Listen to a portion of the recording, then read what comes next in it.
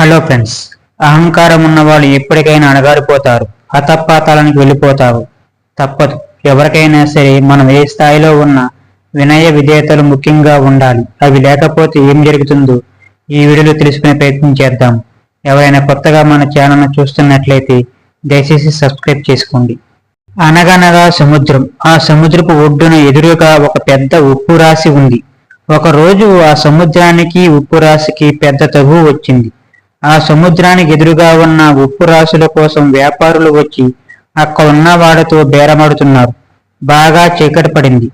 ఉప్పు రాశి హేళనగా సముద్రం వైపు చూసి, నువ్వు చూడ్డానికి పెద్ద జలరాశివి, కాని ఏం లాభం?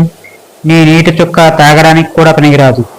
అదే నన్ను చూడు, నేను లేకపోతే ఏ వంటకి రుచి ఉండదు, శుభకార్యాల్లోనూ నా పేరు మానమోగుతాది అని గర్వంగా చెప్పుకుంటుంది. ఇంతలో సముద్రం నవ్వుకుంటూ, ఒక విషయం మర్చిపోయావు. నా నీటిలోంచే నువ్వు వచ్చావు. నీ ఉనికి మర్చిపోయి నా నుంచి వేరయ్యేసరికి అహంకారం పెరిగిపోయింది అని సముద్రం అంది. ఉప్పు రాసి గట్టిగా నవ్వి, నీ నుంచి వచ్చిన నీకన్నా నేనే గొప్ప.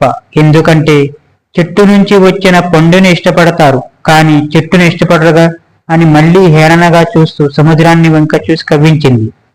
ఉప్పు రాసి తెలివితేటలకి మాట తీరుకి చూసి సముద్రం ఆశ్చర్యపోయింది. ఎందుకు ఈ వాదన అని సముద్రం మౌనంగా ఉండిపోయింది. ఆ మౌనం చూసి ఉప్పు రాసి మరింత రెచ్చిపోయింది. ఉప్పు రాసి ఇంకా మాట్లాడుతూ, నేను నిత్యం అందరికీ ఉపయోగపడుతున్నాను, నువ్వు దేనికి ఉపయోగపడవు. పైగా అమావాస్య పౌర్ణమి వచ్చాయంటే అల్లకల్లోలంగా కనిపిస్తావు, అందరికీ భయంగా కలిగిస్తావు. నీకన్నా నేనే గొప్పదాన్ని అంటూ మళ్ళీ రెచ్చగొట్టే ప్రయత్నం చేసింది. సముద్రానికి నవ్వొచ్చింది.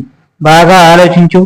పూర్వం ఈ జగమంతా ఓడలు బోటులు ఎక్కి నా మీదుగా ప్రయాణించి పరాయి దేశం వెళ్ళేవారు. కొన్ని లక్షల రకాల సముద్రపు జీవులు నాలోనే నివసిస్తున్నాయి. మానవులు తినే రకరకాల చేపలు, ఇతర జలరాశులు, ఔషధ మొక్కలు నాణేలలోనే ఉంటాయి. ఇప్పుడు చెప్పు, నాలో ఎలాంటి గొప్పతనం లేదంటావా అని నెమ్మదిగా అంది సముద్రం. ఈసారి మరింత బిగ్గరగా నవ్వుతూ, నీవన్నీ పాతకాలం నాటి కబుర్లు, అవెవరూ వినరు. ఇప్పటికీ జనమంతా హాయిగా విమానాల మీద పరాయి దేశాలు పోతున్నారు, చేపల్లాంటివి మానేసి ఆకుకూరలు తింటున్నారు అంది. ఉప్పు రాశితో వాదించడం అనవసరం అనుకుంది సముద్రం. మౌనంగా ఉప్పు రాశి వైపు చూస్తూ ఉంటుంది. సరిగ్గా అప్పుడే పెద్ద వర్షం మొదలైంది. ఆ వర్షం కుంభవృష్టిగా మారింది. సముద్రపు కెరటాలు ఎగిసెగిసి ఊపడి ఒడ్డున చేరుకోవడం మొదలుపెట్టాయి. ఆ వర్షానికి ఉప్పు రాశి విలబల్లాడుతూ కరిగిపోయి సముద్రంలో కలిసిపోయింది. కాసేపటికి ఆ ఉప్పు రాశి జాడ కనిపించలేదు. సముద్రం తనలో తాను నవ్వుకుంది.